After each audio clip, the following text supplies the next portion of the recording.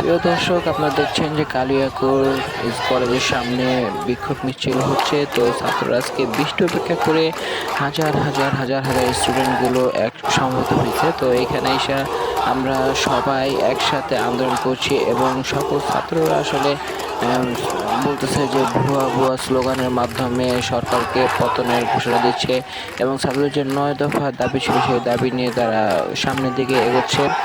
আমরা একটা জিনিস দেখতে পাচ্ছি যে অনেক বৃষ্টি থাকা সত্ত্বেও রাস্তাঘাট ভিজে ছাত্ররা তারপরও একসাথে জমায়েত হয়েছে। তো এটা দিয়ে আসলে বোঝা যায় যে বাংলাদেশের ছাত্র সমাজ যদি একবার জাগ্রত হয় তাহলে আসলে কোনো কিছু বাধা বিপত্তি করতে পারে না। তো ইনশাল্লাহ আমাদের জয় হবে, সবাই আমাদের সাথে থাকবেন।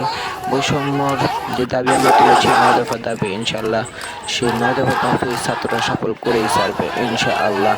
তো ঘরে বসে থেকে কোনো লাভ নেই, সবাই মাঠে আসেন, কারণ আজকে আমাদের সাথে ঘটছে আগামীতে আপনার সাথেও ঘটবে, এটাই হলো কথা। সকল কিছু মিলে আমরা সবাই একসাথে হই, একসাথে হলে ইনশাল্লাহ আমরা সবাই জয় জয়কার ভাবে আমাদের জয় আমরা ছিনিয়ে নিতে পারবো। আমরা আমাদের